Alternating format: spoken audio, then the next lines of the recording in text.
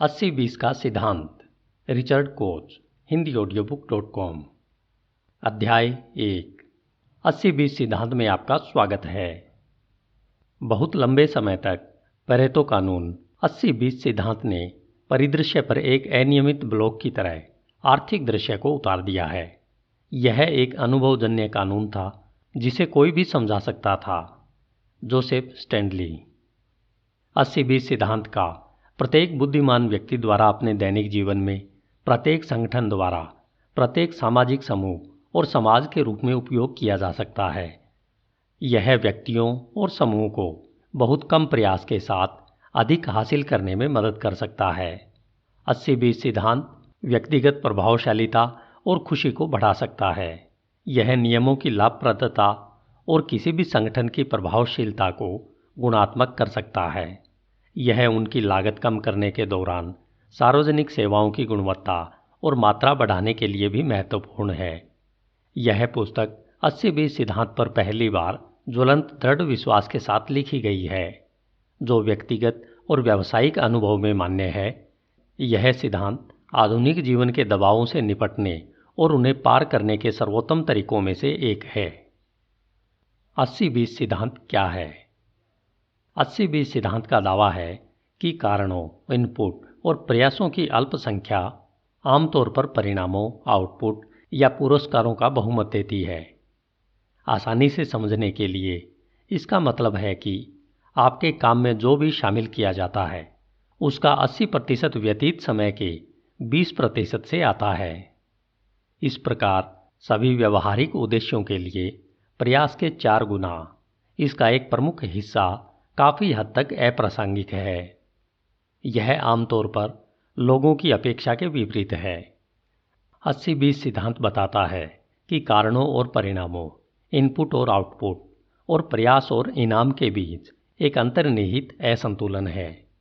इस असंतुलन के लिए एक अच्छा बेंचमार्क 80-20 रिश्ते द्वारा प्रदान किया जाता है।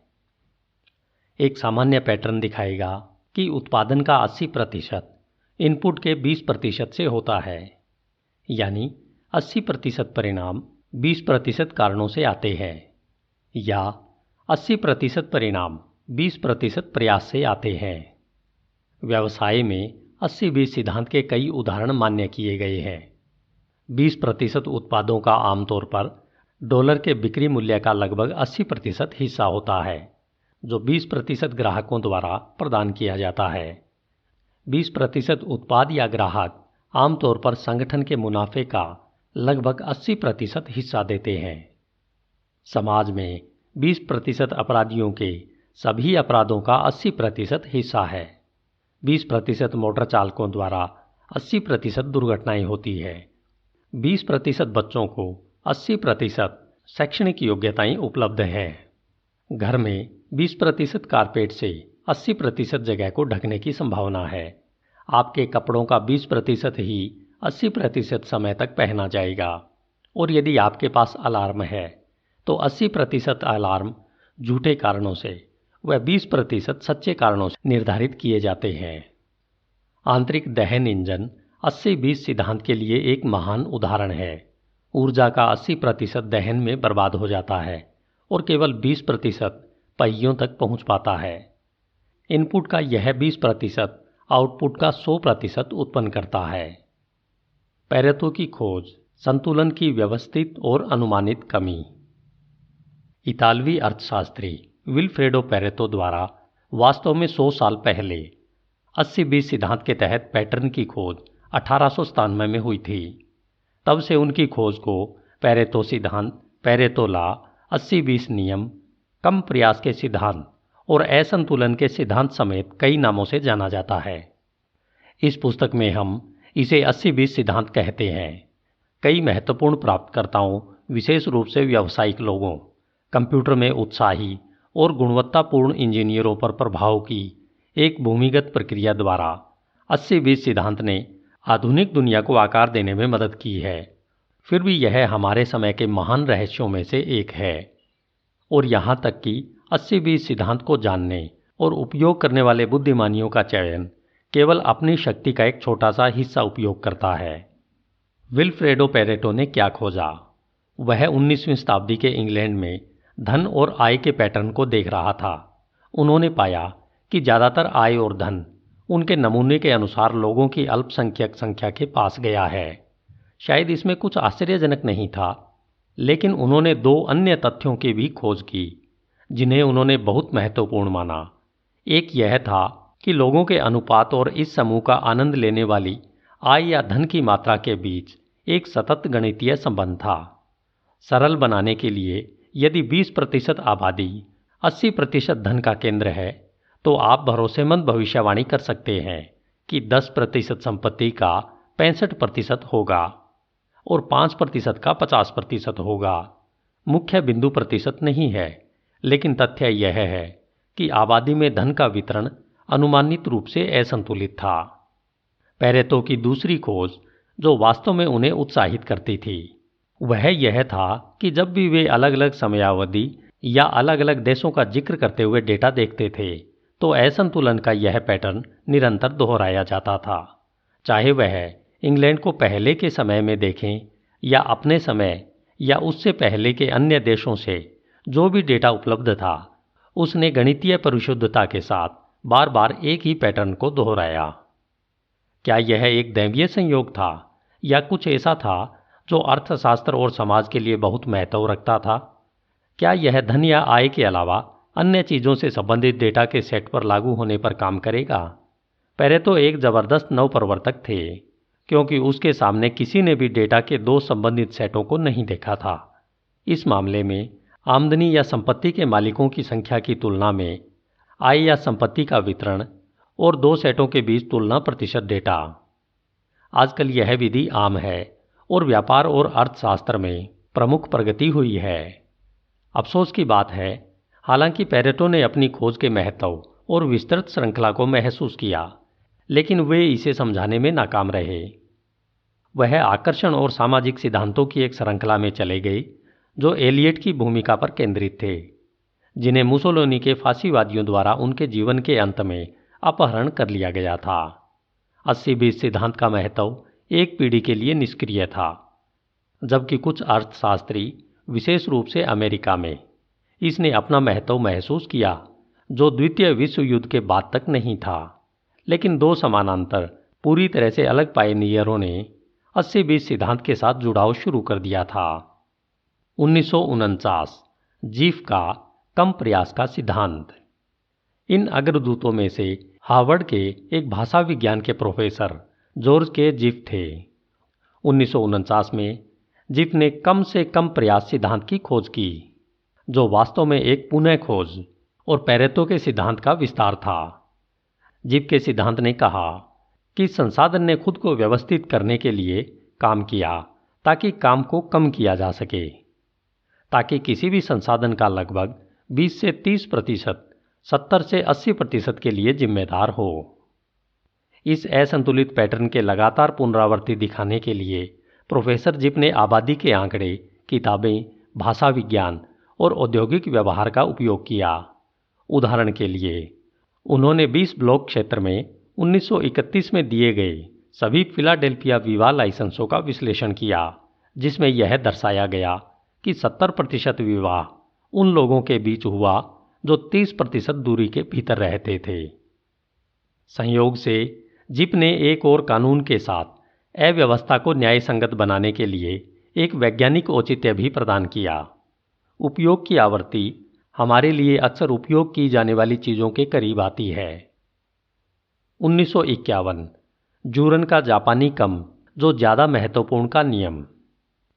80-20 सिद्धांत का दूसरा पायनियर 1950 से 90 की गुणवत्ता क्रांति के पीछे एक रोमानियाई आदमी जो अमेरिका में जन्मे इंजीनियर यूसुफ मूसा जुरान, जिनका जन्म 1904 में हुआ था, महान गुणवत्ता के गुरु थे। उन्होंने जो बनाया वह वैकल्पिक रूप से पेरेटो सिद्धांत और काम का महत्वपूर्ण नियम कहलाया, जो उत्पादन की उच्च गुणवत्ता की खोज के बराबर समानार्थी है। 1924 में Juran Western Electric Bell telephone system के विनिर्माण प्रभाग में शामिल हुए। उन्होंने अपना करियर कारपोरेट इंजीनियर के रूप में शुरू किया और बाद में वे दुनिया के पहले गुणवत्ता सलाहकारों में से एक बन गए। उनके महान विचार 80-20 सिद्धांत का उपयोग अन्य सांख्यिकी तरीकों के साथ गुणवत्ता दोषों को दूर करने और औद्योगिक और उपभोक्ता वस्तुओं की विश्वसनीयता और मूल्य में सुधार करने के लिए किया गया था। जुरान की पाथ ब्रेकिंग गुणवत्ता नियंत्रण पुस्तिका को पहली बार 1951 में प्रकाशित किया गया था, जिसमें 80-20 सिद्धांत को बहुत व्यापक शब्दों में आगे बढ़ाया गया था। जुरान के सिद्धांतों में कोई प्रमुख अमेरिकी उद्योगपति दिलचस्पी नहीं रखते थे। 1953 में उन्हें व्याख्यान के लिए जापान में आमंत्रित किया गया था, जहां उन्होंने जिज्ञासु दर्शकों से मुलाकात की। वे वहां पर जापानी सामानों के मूल्य और गुणवत्ता को बदलने कई जापानी निगमों के साथ काम करने के लिए वहां रुक गए। 1970 के बाद अमेरिकी उद्योग के लिए जापानी खतरे से स्पष्ट हो गया था कि जुरान को पश्चिम में गंभीरता से लिया गया था। वे अब अमेरिकी उद्योग के लिए वापस लौट आए थे और उन्होंने वह शुरू किया जो जापानियों के लिए उन्होंने किया था। 80-20 सिद्धांत इस वैश्विक गुणवत्ता क्रांति के केंद्र में था। 1960 से 1990 तक 80-20 सिद्धांत का उपयोग करने से प्रगति। IBM 80-20 सिद्धांत को उपयोग करने के लिए सबसे शुरुआती और सबसे सफल निगमों में से एक है, जो यह समझाने में मदद करता है कि 1960 और 1970 के दशक में प्रशिक्षित अधिकांश कंप्यूटर सिस्टम विशेषज्ञ इस विचार से परिचित क्यों थे। 1963 में IBM ने पाया कि कंप्यूटर के लगभग 80% ऑपरेटिंग कोड के लगभग 20% एग्जीक्यूट किए जाते हैं। कंपनी ने अपने ऑपरेटिंग सिस्टम को तुरंत 20% बहुत ही सुलभ और उपयोगकर्ता के अनुकूल बनाने के लिए फिर से लिखा। इस प्रकार अधिकांश सॉफ्टवेयर के लिए IBM कंप्यूटर प्रतिस्पर्धी मशीनों की तुलना में अधिक कुशल और तेज बनते गए। जिन लोगों ने अगली पीढ़ी में एप्पल, लोटस और माइक्रोसॉफ्ट जैसे व्यक्तिगत कंप्यूटर और उनके सॉफ्टवेयर को विकसित किया, उन्होंने 80-20 सिद्धांत को और भी अधिक उत्साह के साथ लागू किया ताकि ग्राहकों की नई किस्म के लिए अपनी मशीनें सस्ती और आसान कर सकें। विजेता सब ले लेते हैं। पेरेटो के एक शताब्दी के बाद 80-20 सिद्धांत के प्रभावों ने सुपरस्टार की व व्यवसायों की बढ़ती संख्या के शीर्ष पर आने वाले प्रयास और बढ़ती आय पर हाल के विवादों को बढ़ा दिया। फिल्म निर्देशक स्टीवन स्पीलबर्ग ने 1994 में $164 मिलियन कमाए। सबसे ज़्यादा भुगतान किए गए मुकदमे में वकील जोसेफ जामियल को $90 मिलियन का भुगतान किया गया था। केवल सक्षम फिल्म निर्देशक या वकील निश्चित रूप से इन रकमों का एक छोटा सा अंश कमाते हैं। 20वीं शताब्दी में आय के स्तर के बड़े पैमाने पर प्रयास हुए हैं। संयुक्त राज्य अमेरिका में 1973 से 1995 तक औसत वार्षिक आय में 36% की वृद्धि हुई। फिर भी गैर पर्यवेक्षित श्रमिकों के तुलनात्मक आंकड़े 14% तक गिर गए। 1980 के दशक के दौरान सभी लाभ कमाई के शीर्ष 20 तक पहुंच गए और कुल वृद्धि का 64% दिमागी शीर्ष पर पहुंच गया। अमेरिका में शेयरों का स्वामित्व भी कुछ ही परिवारों के पास केंद्रित है।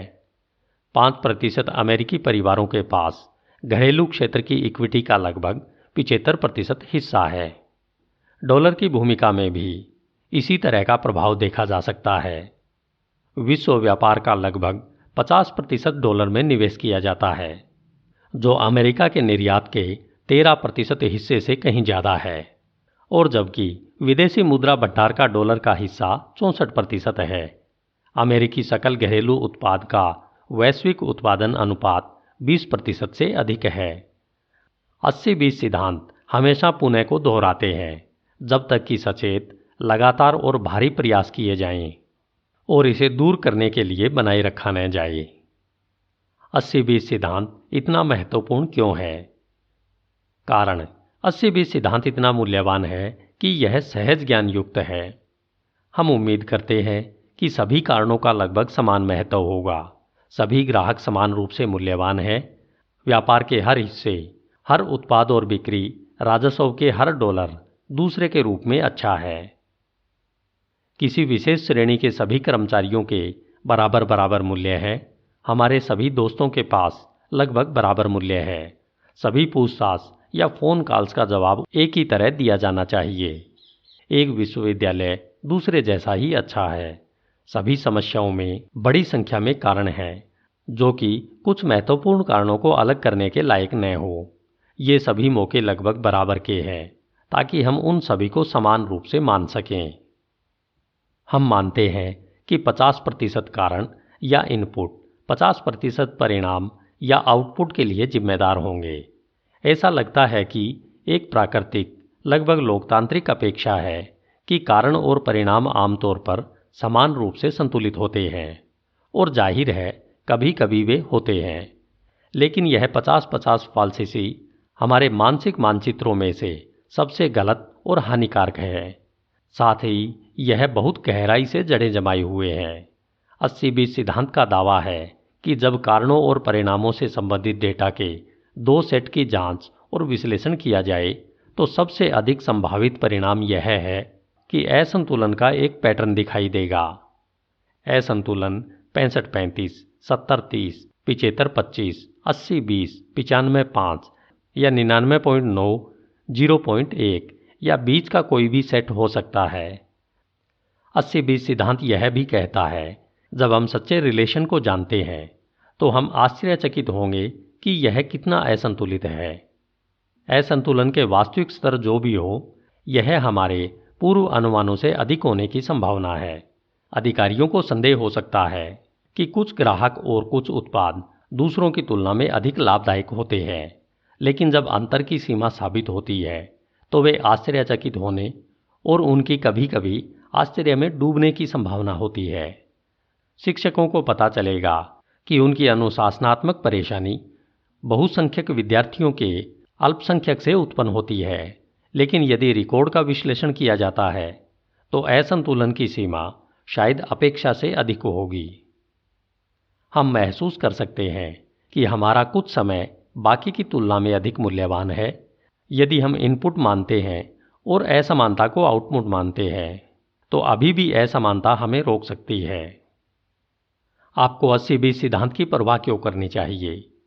चाहे आप इसे महसूस करें या नहीं, सिद्धांत आपके जीवन पर, आपकी सामाजिक दुनिया और उस स्थान पर लागू होता है जहां आप काम करते हैं। 80-20 सिद्धांत को समझना आपको अपने आसपास की दुनिया में वास्तव में क्या हो रहा है इस बारे में अच्छी जानकारी देता है। इस पुस्तक का ओवरराइडिंग संदेश यह है कि 80-20 सिद्धांत का उपयोग करके हमारे दैनिक जीवन में काफ़ी सुधार किया जा सकता है। प्रत्येक व्यक्ति अधिक प्रभावी और खुश हो सकता है। प्रत्येक लाभ प्राप्त निगम बहुत अधिक लाभदायक बन सकता है।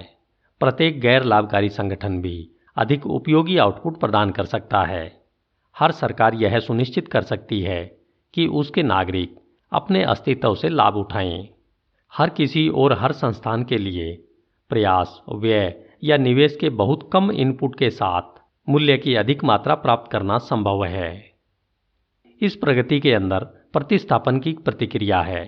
संसाधन जो किसी भी विशेष उपयोग में कमजोर प्रभाव डालते हैं, उनका उपयोग नहीं किया जाता है या कम से कम उपयोग किया जाता है। जिन संसाधनों से शक्तिशाली प्रभाव पड़ते हैं, उनका उतना ही उपयोग किया जाता है। प्रत्येक संसाधन आदर्श रूप से उपयोग किया जाता है जहां इसका सबसे बड़ा मूल्य होता है। जहां भी संभव हो, कमजोर संसाधन विकसित किए गए हैं ताकि वे मजबूत संसाधनों के व्यवहार की नकल कर सकें। सैकड़ों वर्षों से व्यापार और बाजार ने इस प्रक्रिया का बहुत प्रभावशाली प्रभाव डाला है। फ्रांसीसी अर्थशास्त्री जेबी कहते हैं कि 1800 के आसपास इस शब्द का निर्माण हुआ और कहा कि उद्यमी उच्च उत्पादकता और उपज के क्षेत्र में कम उत्पादकता के क्षेत्र से आर्थिक संसाधनों को बदल देता है। लेकिन 80-20 सिद्धांत का एक आकर्षक निहितार्थ यह है कि व्यवसाय और बाजार अभी भी इष्टतम समाधान के उत्पादन से है। उदाहरण के लिए 80-20 सिद्धांत का दावा है कि उत्पादों का 20% या ग्राहक या कर्मचारी लगभग 80% मुनाफे के लिए वास्तव में जिम्मेदार है। यदि यह सत्य है, और विस्तृत जांच आमतौर पर पुष्टि करती है कि कुछ ऐसे असंतुलित पैटर्न मौजूद हैं, अंतर्निहित मामलों की स्थिति कुशल या इष्टतम होने से बहुत दूर है। इसमें यह निहितार्थ है कि 80% उत्पाद, ग्राहक या कर्मचारी केवल 20% लाभ का योगदान दे रहे हैं। बाकी बहुत अच्छा रॉ मटेरियल है। कंपनी के सबसे शक्तिशाली संसाधनों को बहुत कम प्रभावी संसाधनों द्वारा वापस रखा जा सकता है। अगर सर्वोत्तम प्रकार के उत्पादों को बेचा जा सकता है और कर्मचारियों को भर्ती व ग्राहकों को आकर्षित किया जाता है तो लाभों को गुणात्मक किया जा सकता है। इस तरह की स्थिति में कोई भी पूछ सकता है 80% उत्पादों को क्यों जारी रखना है जो केवल 20% लाभ कमाते हैं। कंपनियां शायद ही कभी इन प्रश्नों को पूछती है। शायद उन्हें जवाब देने के लिए बहुत ही कष्ट होगा। आप जो कर रहे हैं उसके चौथे या पांचवें भाग को कार्य करवाना बंद करना एक मामूली परिवर्तन नहीं है। जेबी ने अंतर्राष्ट्रीय वित्तीय बाजार मूल्यांकन में विसंगतियों को सही करने के लिए उद्यमियों के काम को देखा और आधुनिक फाइनेंसरों के मध्यस्थता को भी देखा, उदाहरण के लिए विनिमय दर के बीच। लेकिन व्यवसाय संगठन और व्यक्ति इस तरह के उद्यमशीलता या मध्यस्थता पर आमतौर पर बहुत ही कमजोर होते हैं। जो संसाधनों को स्थानांतरित करते हैं उनके पास कमजोर परिणाम होते हैं। जो कम मूल्य वाले संसाधनों को कम करने और अधिक मूल्यवान संसाधनों को काम पर लेते हैं उनके पास शक्तिशाली परिणाम होते हैं। अधिकांश समय हम इस बात का एहसास नहीं करते कि किस संसाधन के लिए कुछ संसाधन है, लेकिन केवल एक छोटा अल्पसंख्यक सुपर उत्पादक है। जोसेफ जुरान ने महत्वपूर्ण कुछ कहा, जबकि बहुमत छोटी उत्पादकता प्रदर्शित करते हैं या फिर वास्तव में नकारात्मक मूल्य है। अगर हमें अपने जीवन के सभी पहलुओं में महत्वपूर्ण कुछ और छोटे लोगों के बीच अंतर का एहसास हुआ और यदि हमने इसके बारे में कुछ किया है तो हम जो कुछ भी मूल्यवान है उसे गुणात्मक कर सकते हैं। 80-20 सिद्धांत और केओस सिद्धांत। प्रोबेबिलिटी सिद्धांत हमें बताता है कि 80-20 सिद्धांत के सभी अनुप्रयोगों के लिए इच्छित रूप से होने की संभावना है। इच्छित रूप से होने की संभावना के लिए यह लगभग असंभव है। हम केवल कुछ गहरा अर्थ व्यक्त करके या इसके पीछे छिपाने के कारण सिद्धांत को समझा सकते हैं। पेरेटो खुद इस मुद्दे से जूझते रहे। उन्होंने समाज के अध्ययन के लिए एक सतत पद्धति लागू करने की कोशिश की। उन्होंने नियमित रूप से पैटर्न, सामाजिक कानून या एकरूपता के लिए सिद्धांतों और अनुभवों के चित्रों को चित्रित करने वाले सिद्धांतों की खोज की जो व्यक्तियों और समाज के व्यवहार की व्याख्या करते हैं। पेरेटो का समाजशास्त्र एक प्रेरक कुंजी खोजने में विफल रहा। केओस सिद्धांत के उद्भव से काफी पहले उनकी मृत्यु हो गई, जिसमें 80-20 सिद्धांत के साथ समानांतरता है और इसे समझाने में मदद करता है। 20वीं शताब्दी के आखिर में वैज्ञानिकों ने ब्रह्मांड के बारे में सोचने के तरीके में एक क्रांति देखी है जो पिछले 350 वर्षों के प्रचलित ज्ञान को बदल रहा है। वह प्रचलित ज्ञान एक मशीन आधारित और तर्कसंगत विचार था जो कि मध्य युग में आयोजित दुनिया के रहस्यमय और इच्छित दृष्टिकोण पर स्वयं ही एक महान प्रगति थी। मशीन आधारित दृश्य ने भगवान को एक अपरिहार्य और अप्रत्याशित बल से अधिक उपयोगकर्ता के अनुकूलन घड़ी निर्माता इंजीनियर में परिवर्तित कर दिया। 17वीं शताब्दी से आयोजित दुनिया का दृश्य आज भी प्रचलित है जो उन्नत मंडलियों को छोड़कर बेहद आरामदायक और उपयोगी था। सभी घटनाओं को नियमित, अनुमानित, रेखीय संबंधों के अनुसार माना गया था। उदाहरण के लिए B C का कारण बनता है और A+C का कारण D। इस दुनिया के दृश्य ने ब्रह्मांड के किसी भी व्यक्तिगत भाग के सक्षम बाजार का अलग अलग विश्लेषण किया जाना चाहिए क्योंकि पूरे हिस्सों का योग इसके विपरीत था। लेकिन 20वीं शताब्दी के उत्तरार्ध में यह दुनिया को एक विकसित जीव के रूप में देखने के लिए और अधिक सटीक प्रणाली इसके हिस्सों के योग से अधिक है, जहां भागों के बीच संबंध गैर रेखीय है। कारणों को पिन करना मुश्किल होता है। कारणों के बीच जटिल परस्पर निर्भरताएं होती हैं। कारण और प्रभाव धुंधले होते हैं। रेखीय सोच के साथ झगड़ा यह है कि यह हमेशा काम नहीं करती है। यह वास्तविकता की एक अति संवेदनशीलता है। संतुलन भ्रमपूर्ण है। ब्रह्मांड असंतुलित है। इसके बावजूद केओस सिद्धांत इसके नाम के बावजूद यह नहीं कहता कि सब कुछ एक निराशाजनक और अचूक गड़बड़ है। इसके बजाय एक आत्मसंगठनात्मक तर्क है जो विकार के पीछे छिप रहा है। एक अनुमानित गैर रेखीयता कुछ ऐसा है जो अर्थशास्त्री पॉल क्रूगमैन ने डरावना, बेवकूफ और भयानक सटीक कहा है। तर्क का पता लगाने के बजाय तर्क का वर्णन करना अधिक कठिन है, जो संगीत के एक टुकड़े से पूरी थीम के पुनरावृत्ति के लिए पूरी तरह से भिन्न नहीं है। कुछ विशिष्ट पैटर्न पुनरावृत्ति करते हैं, लेकिन अनंत और अप्रत्याशित विविधता के साथ। केओस सिद्धांत और 80-20 सिद्धांत एक दूसरे को उजागर करते हैं। 80-20 सिद्धांत के साथ केओस सिद्धांत और संबंधित वैज्ञानिक अवधारणाओं का क्या करना है? हालांकि किसी और ने लिंक नहीं बनाया है, मुझे लगता है कि जवाब है असंतुलन का सिद्धांत। केओस सिद्धांत और 80-20 सिद्धांत के बीच सामान्य महीन संतुलन का मुद्दा है, या अधिक सटीक असंतुलन। दोनों केओस सिद्धांत और 80-20 सिद्धांत जोर देते हैं कि ब्रह्मांड असंतुलित है। वे दोनों कहते हैं कि दुनिया रेखीय नहीं है, कारण और प्रभाव शायद ही कभी एक समान तरीके से जुड़ा हुआ है। दोनों आत्मनिर्भीकीकरण द्वारा भी महान स्टोक रखते हैं। कुछ बल दूसरों की तुलना में हमेशा अधिक बलवान होते हैं, जो संसाधनों के अपने उचित हिस्से से अधिक कोशिश करेंगे। केओस सिद्धांत समय के साथ कई विकासों का पता लगाकर यह बताते हैं कि असंतुलन क्यों और कैसे होता है। यह समझाने में मदद करता है। ब्रह्मांड एक सीधी रेखा नहीं है। केओस सिद्धांत की तरह 80-20 सिद्धांत गैर रेखीयता के विचार के आधार पर आधारित है। क्या होता है, इसका एक बड़ा सौदा महत्वहीन है और इसे नज़रअंदाज किया जा सकता है। फिर भी हमेशा कुछ ताकतें होती है जिनकी संख्या उनके प्रभाव से परे होती है। ये वे बल हैं जिन्हें पहचाना और देखा जाना चाहिए। अगर वे अच्छा करने के लिए मजबूर हैं तो हमें उन्हें गुणात्मक करना चाहिए।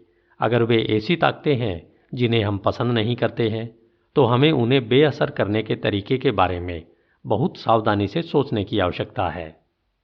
80-20 सिद्धांत किसी भी प्रणाली में गैर रेखीयता का एक बहुत शक्तिशाली अनुभवजन्य परीक्षण प्रदान करता है। हम पूछ सकते हैं, 20% कारणों से 80% परिणाम सामने आते हैं।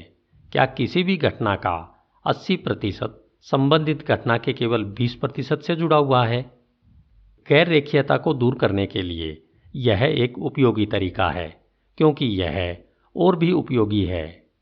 यह हमें काम और असामान्य रूप से शक्तिशाली ताकतों की पहचान करने के लिए निर्देशित करता है। फीडबैक लूप विकृत संतुलन। 80-20 सिद्धांत भी इसी की तरह है और केओस सिद्धांत द्वारा पहचाने गए फीडबैक लूप के संदर्भ में समझाया जा सकता है, जिससे छोटे प्रारंभिक प्रभाव बहुत गुणात्मक हो सकते हैं, जो अत्यधिक अप्रत्याशित परिणाम उत्पन्न कर सकते हैं, जिन्हें फिर से देखा जा सकता है। फीडबैक लूप की अनुस्थिति में घटना का प्राकृतिक वितरण 50-50 इनपुट दिया गया, आवृत्ति के परिणाम स्वरूप परिणाम मिलेगा।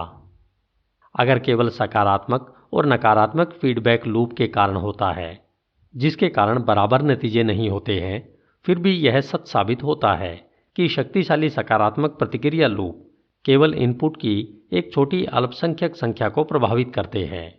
यह समझाने में मदद करता है कि इनपुट के वे छोटे अल्पसंख्यक संख्या इतने प्रभाव क्यों डाल सकते हैं। हम कई क्षेत्रों में चल रहे सकारात्मक फीडबैक लूप देख सकते हैं, यह बताते हुए कि हम आमतौर पर आबादी के 50-50 संबंधों के बजाय 80-20 के साथ देखते हैं। उदाहरण के लिए, अमीरों को श्रेष्ठ क्षमताओं के कारण केवल समृद्धि नहीं मिलती है, बल्कि धन धनवान हो जाता है। एक तालाब में सुनहरी मछली के साथ एक समान घटना मौजूद है, यहाँ तक कि यदि आप लगभग एक ही आकार की सुनहरी मछली के साथ शुरू करते हैं तो जो थोड़ी बड़ी होगी वे बहुत बड़ी हो जाती है, क्योंकि मजबूत प्रोपल्सन और बड़े मुंह में केवल मामूली प्रारंभिक फायदे के साथ वे असमान मात्रा में भोजन को पकड़ने में सक्षम होते हैं। सबसे ऊंचा बिंदु। फीडबैक लूप के विचार से संबंधित टिपिंग पॉइंट की अवधारणा है।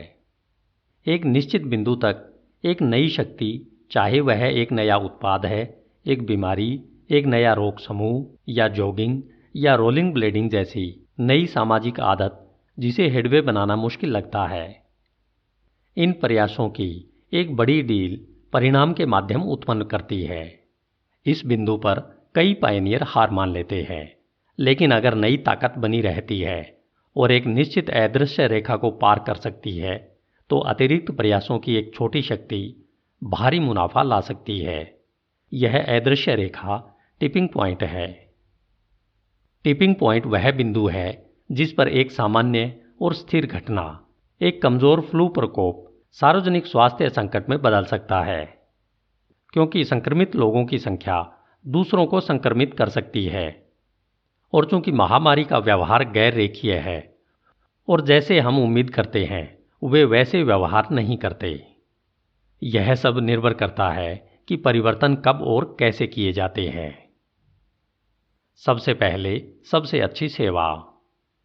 कैओस सिद्धांत प्रारंभिक परिस्थितियों पर संवेदनशील निर्भरता की वकालत करता है। पहले क्या होता है, यहां तक कि कुछ स्पष्ट रूप से छोटा भी असमान प्रभाव डाल सकता है। यह 80-20 सिद्धांत की तरह है और इसकी व्याख्या करने में मदद करता है। उत्तरार्ध में कहा गया कि अल्पसंख्यक कारणों से अधिकांश प्रभाव पड़ते हैं। 80-20 सिद्धांत की एक सीमा यह है कि यह हमेशा सत्य के स्नैपशॉट का प्रतिनिधित्व करता है।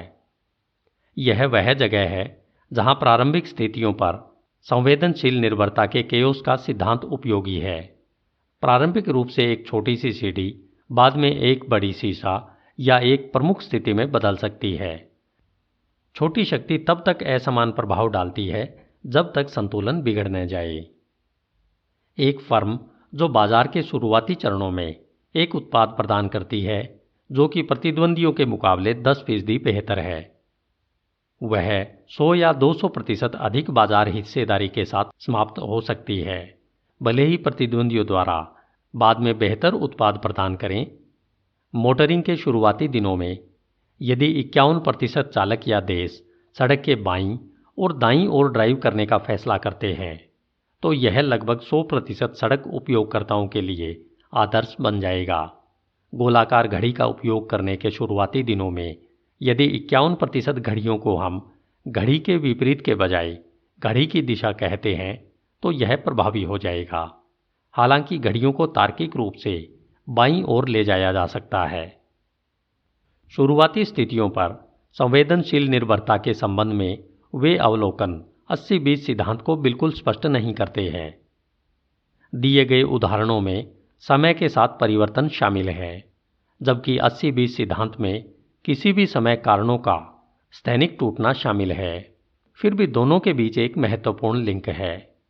दोनों घटनाएं यह दिखाने में मदद करती है कि कैसे ब्रह्मांड संतुलन का पालन करता है। पूर्व में हम प्रतिस्पर्धी घटनाओं के 50-50 विभाजन से दूर एक प्राकृतिक प्रभाव देखते हैं। एक 51-49 विभाजन स्वाभाविक रूप से अस्थिर है और 95-5, 91-1 या यहाँ तक कि 100-0 विभाजन के प्रति आकर्षित करता है।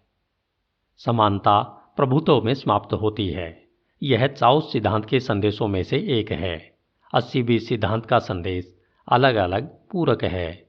यह हमें बताता है कि किसी भी बिंदु पर किसी भी घटना का बहुमत या इस घटना में भाग लेने वाले कारकों की अल्पसंख्यक संख्या के कारण होगा। 80% परिणाम 20% कारणों से आते हैं। कुछ चीजें महत्वपूर्ण है लेकिन ज़्यादा नहीं। 80-20 सिद्धांत खराब से अच्छी फिल्में दिखाता है। काम पर 80-20 सिद्धांत के सबसे नाटकीय उदाहरणों में से एक फिल्मों के साथ है। 2 अर्थशास्त्रियों ने 14 और 18 महीने की अवधि में 300 फिल्मों के राजस्व और जीवन शैली का अध्ययन किया है।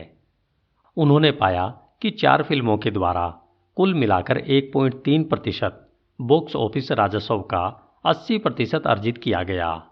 अन्य 296 फिल्मों या 98.7% सकल के केवल 20% ही अर्जित कर पाई। इसलिए फिल्में, जो काम पर अप्रतिबंधित बाजारों का एक अच्छा उदाहरण है, लगभग 80 एक नियम उत्पन्न करती है। यह असंतुलन के सिद्धांत का एक बहुत स्पष्ट प्रदर्शन है। यह पारदर्शी गति में गैस कणों की तरह व्यवहार करता है। जैसा कि केओस सिद्धांत गैस कणों, पिंग पोंग गेंदों या मूवी गोयर द्वारा पहचाना जाता है। सभी इच्छित रूप से व्यवहार करते हैं, लेकिन अनुमानित रूप से असंतुलित परिणाम उत्पन्न करते हैं। इस गाइड बुक के लिए एक गाइड। अध्याय 2 बताता है कि आप 80-20 सिद्धांत को अभ्यास में कैसे डाल सकते हैं और 80-20 विश्लेषण व 80-20 सोच के बीच भेद की पड़ताल कर सकते हैं, जिनमें से दोनों 80-20 सिद्धांत से प्राप्त उपयोगी विधियां हैं। 80-20 विश्लेषण कारणों और प्रभावों की तुलना करने की एक व्यवस्थित मात्रात्मक विधि है। 80-20 सोच एक व्यापक, कम सटीक और अधिक अंतर्ज्ञानी प्रक्रिया है, जिसमें मानसिक मॉडल और आदतें शामिल है, जो हमें इन कारणों की पहचान करने और इनके कारणों में तेज सुधार करने के लिए हमारे जीवन में महत्वपूर्ण कारणों का अनुमान लगाने में सक्षम बनाती है। भाग 2। कॉर्पोरेट सफलता की आवश्यकता नहीं है। एक रहस्य 80-20 सिद्धांत के सबसे शक्तिशाली व्यावसायिक उपयोगों का सारांश देता है। इन प्रयोगों का परीक्षण किया गया है और अत्यधिक मूल्य के रूप में पाया गया है। फिर भी अधिकांश व्यवसाय समुदाय द्वारा उत्साह से अप्रत्याशित रहे हैं। मेरे सारांश बहुत कम है जो मूल हैं, लेकिन किसी भी बड़े से बड़े व्यवसाय के लिए बड़े लाभ में सुधार करने वाले किसी भी व्यक्ति के लिए इसके एक बहुत उपयोगी प्राइमर को पुस्तक में खोजना चाहिए। भाग 3। कम काम करें, कमाएं और आनंद लें, जो दिखाता है कि कैसे 80-20 सिद्धांत का उपयोग उस स्तर को बढ़ाने के लिए किया जा सकता है जिस पर आप अपने काम और व्यक्तिगत जीवन दोनों में परिचालन कर रहे हैं। यह एक कैनवास पर 80-20 सिद्धांत लागू करने का एक अग्रणी प्रयास है। हालांकि मुझे यकीन है कि यह कई तरीकों से अपूर्ण और अधूरा है, जो कुछ आश्चर्यजनक अंतर्दृष्टि का कारण बनता है। उदाहरण के लिए, जीवन में विशिष्ट व्यक्ति की खुशी या उपलब्धि का 80% उस जीवन के एक छोटे अनुपात में होता है। महान व्यक्तिगत मूल्य के शिखर आमतौर पर काफ़ी विस्तारित किया जा सकता है। आम विचार यह है कि हम समय से कम हैं। 80-20 सिद्धांत का मेरा आवेदन रिवर्स का सुझाव देता है कि हम वास्तव में समय के साथ परेशान हैं और इसके दुरुपयोग में पारंगत हैं। भाग 4। क्रोसेंडो प्रोग्रेस रीजेंट ने सभी विषयों को एक साथ रखा और 80-20 सिद्धांत को सभी के लिए उपलब्ध प्रगति के सबसे बड़े गुप्त इंजन के रूप में स्थान दिया। यह उन प्रयोगों पर संकेत देता है जो जनता के लिए 80-20 सिद्धांत के साथ साथ कॉरपोरेट धन निर्माण और व्यक्तिगत प्रगति के लिए भी हो सकता है। आपके लिए 80-20 सिद्धांत क्यों अच्छी खबर है? मैं इस प्रक्रिया को एक प्रतीकात्मक नोट के बजाय व्यक्तिगत पर समाप्त करना चाहता हूं। मेरा मानना है कि 80-20 सिद्धांत जबरदस्त है। निश्चित रूप से यह सिद्धांत उसी को स्पष्ट करता है जो उपयोगी है। जैसे प्रकृति में, समाज में, व्यवसाय में और अपने जीवन में जिस तरह से प्रकृति संचालित होती है, वहाँ हर जगह कचरे की एक दुखद मात्रा होती है। यदि सामान्य पैटर्न 20% इनपुट से आने वाले 80% परिणामों के लिए है, तो यह भी सामान्य रूप से सामान्य है कि 80% इनपुट के बहुमत में केवल मामूली 20% प्रभाव पड़ता है। विरोधाभास यह है कि इस तरह का कचरा अद्भुत समाचार हो सकता है अगर हम रचनात्मक रूप से 80-20 सिद्धांत का उपयोग कर सकते हैं, न केवल उत्पादकता को कम करने के लिए, बल्कि इसके बारे में कुछ सकारात्मक करने के लिए। प्रकृति और अपने जीवन दोनों को पुनः व्यवस्थित और पुनर्निर्देशित करके सुधार के लिए बहुत बड़ी गुंजाइश है। प्रकृति पर सुधार स्थिति को स्वीकार करने से इनकार कर सभी प्रगति का मार्ग है, विकासवादी, वैज्ञानिक, सामाजिक और व्यक्तिगत। जॉर्ज बर्नार्ड शॉ ने इसे अच्छी तरह से कहा, उचित आदमी खुद को दुनिया में अपनाना चाहता है, अनुचित व्यक्ति खुद को दुनिया को अनुकूलित करने की कोशिश में लगा हुआ है। इसलिए सभी प्रगति अनुचित व्यक्ति पर निर्भर करती है। 80-20 सिद्धांत का निहितार्थ यह है कि आउटपुट को बढ़ाया नहीं जा सकता है, लेकिन गुणात्मक किया जा सकता है। अगर हम कम उत्पादकता इनपुट को उच्च उत्पादकता इनपुट के रूप में लगभग उत्पादक बना सकते हैं। व्यापार के क्षेत्र में 80-20 सिद्धांत के साथ सफल प्रयोग सुझाव देते हैं कि रचनात्मकता और दृढ़ संकल्प के साथ मूल्य में यह छलांग आमतौर पर बनाई जा सकती है। इसे प्राप्त करने के लिए 2 मार्ग हैं। एक, उत्पाद को अनुत्पादक से उत्पादक उपयोगों सभी उद्यमियों का रहस्य पुनः आवंटित करना है। अनुभव से पता चलता है कि प्रत्येक संसाधन का आदर्श क्षेत्र होता है, जहां संसाधन 10 अन्य या अधिकतर क्षेत्रों में सैकड़ों गुना अधिक प्रभावी हो सकता है। प्रगति के लिए दूसरा मार्ग वैज्ञानिकों, डॉक्टरों, प्रचारकों, कंप्यूटर सिस्टम डिजाइनरों, शिक्षाविदों और प्रशिक्षकों की विधि अनुत्पादक संसाधन को उनके मौजूदा अनुप्रयोगों में भी प्रभावी बनाने के तरीकों को ढूंढना है। कमज़ोर संसाधनों को व्यवहार करने के लिए, जैसे कि वे उनके अधिक उत्पादक चचेरे भाई थे, नकल करने के लिए यदि जटिल सीखने की प्रक्रियाओं अत्यधिक उत्पादक संसाधनों द्वारा आवश्यक हो, कुछ चीज़ें जो शानदार रूप से अच्छी तरह से काम करती हैं, उन्हें पहचान, पोषित और गुणात्मक किया जाना चाहिए। साथ ही अपशिष्ट, जो अधिकांश चीज़ें जो मनुष्य और जानवर के लिए हमेशा कम मूल्य साबित होंगी, उन्हें छोड़ दिया जाना चाहिए या उनमें ज़बरदस्त रूप से कटौती की जानी चाहिए। जैसा कि मैंने इस पुस्तक में लिखा है, 80-20 सिद्धांत के हजारों उदाहरणों को मैंने देखा है और अपनी आस्था को मजबूत किया है।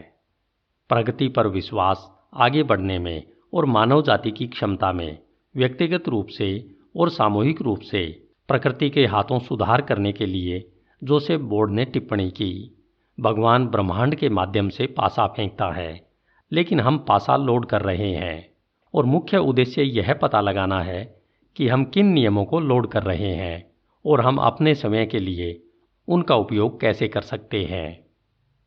80-20 सिद्धांत हमें बहुत कुछ प्राप्त करने में मदद कर सकता है। इस पुस्तक की शब्दावली थोड़ी कठिन है, इसलिए बीच बीच में आपको बोरियत महसूस हो सकती है, इसलिए इसे ध्यान से सुनना चाहिए। धन्यवाद। HindiAudiobook.com। आपका दिन शुभ हो।